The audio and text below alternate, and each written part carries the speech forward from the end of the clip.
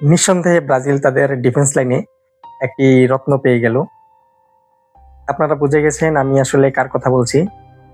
Gabriel মাগালেস অত্যন্ত প্রতিভাবান এবং ফাইটিং মেন্টালিটির একটি প্লেয়ার।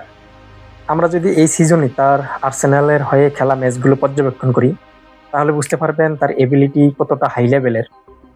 সে এই সিজনে সর্বমোট 34টি ম্যাচে অংশগ্রহণ করেছে আর্সেনালের হয়ে, শুধুমাত্র ইংলিশ প্রিমিয়ার লিগে। এর মধ্যে তার গোল আছে 3টি এবং অ্যাসিস্ট রয়েছে 4টি। সে টোটাল পাস করেছে 1733টি, শতকরা হিসাবে 44%।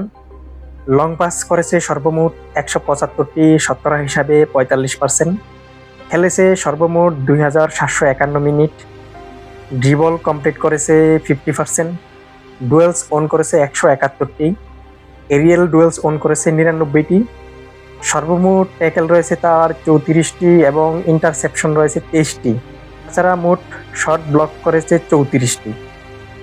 আমরা যদি গতকালকের উয়েফা চ্যাম্পিয়ন্স লিগের ফাইনাল ম্যাচটিতে চোখ রাখি তাহলে দেখবেন তার টোটাল পাস কমপ্লিট করেছে সে 35টি, অ্যাকিউরেট পাস কমপ্লিট করেছে 24টি, শতকরা হিসেবে পাসিং অ্যাকিউরেসি দাঁড়ায় 40%। লং বল 2টি, খেলেছে সর্বমোট 120 মিনিট।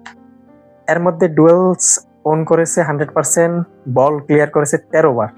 যারা ম্যাচটি দেখেছেন তারা বুঝতে পারবেন পিএসজি তাদের ডিফেন্স লাইন বিট করতে পারেনি। এক্ষেত্রে গ্যাব্রিয়েল মাগালেসের একটা অবদান তো রয়েছে। পিএসজি তাদের একমাত্র গোলটি পেয়েছে পেনাল্টি থেকে, কিন্তু লাস্ট মোমেন্টে এসে দুর্ভাগ্যজনকভাবে সে পেনাল্টি মিস করে ফেলে এবং যা তাকে হিরো থেকে ট্রাজিক হিরো বানিয়ে দেয়। তার এই পেনাল্টি মিসের কারণে আর্সেনালের ইতিহাস গড়া হয়ে উঠল না এবার। যদিও এই কন্ডিশনে বেশিরভাগ ডিফেন্ডাররা পেনাল্টি মিস করে ফেলেন, আমরা প্রায়শই দেখি। কেবল ডিফেন্ডাররা নয়, এই চরম মুহূর্তে অনেক তাবর প্লেয়ারদেরকেও আমরা পেনাল্টি মিস করতে দেখেছি। আপনাদের মনে আছে 2016 সালের কোপা আমেরিকার ফাইনালে মেসি ঠিক এই কন্ডিশনে দাঁড়িয়ে পেনাল্টি মিস করে ফেলে এবং চিলি তাদের দ্বিতীয় শিরোপাটি ঘরে তুলে নেয়। কিন্তু দিন শেষে এটাই ফুটবল, কাউকে না কাউকে মিস করতেই হতো এবং কাউকে না কাউকে জিততেই হতো। আমার একটি দৃশ্য সবচেয়ে বেশি ভালো লেগেছে, পিএসজি ক্যাপ্টেন মার্কিনহোস তার সতীর্থদের সাথে উদযাপনে না গিয়ে সরাসরি গ্যাব্রিয়েল মাগালহাইসের দিকে এগিয়ে আসেন এবং তাকে সান্ত্বনা দিতে থাকেন। এই কাজটি বেশ প্রশংসনীয় এবং কার্যকরী বলে মনে হয়েছে, কেননা গ্যাব্রিয়েল মাগালহাইস এই পেনাল্টি মিসের কারণে যাতে প্রভাবিত না হন এবং বিশ্বকাপে যাতে এটার এফেক্ট না পড়ে, ব্রাজিলিয়ান সতীর্থ হিসেবে মার্কিনহোসের এই উদ্যোগ মাগালহাইসকে দ্রুত রিকভার করতে সহায়তা করবে বলে আমি আশা করি।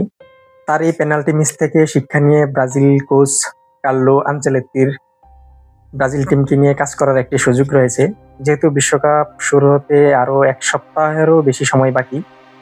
লাস্ট কয়েক বছরে ব্রাজিলের পেনাল্টি শুট আউটের যে দুর্বল পয়েন্টগুলো, এই বিষয়গুলো আশা করি ব্রাজিল কোচের মাথায় রয়েছে এবং বিশ্বকাপের নকআউট পর্বের ম্যাচগুলো যদি ব্রাজিলকে পেনাল্টি শুট আউট ভাগ্যের দিকে নিয়ে যায়, সেক্ষেত্রে প্লেয়ার নির্বাচনের ক্ষেত্রে কোচ আনচেলত্তি একটি ভূমিকা আগে ভাগিয়ে নেবেন, সেটা আশা করা যায়।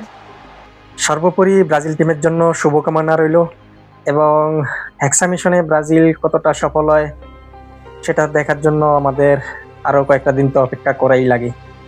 এই বিশ্বকাপে ব্রাজিল ফিরবে, পুরনো ছন্দেই ফিরবে। ব্রাজিল ফ্যান হিসেবে এটাই একমাত্র চাওয়া।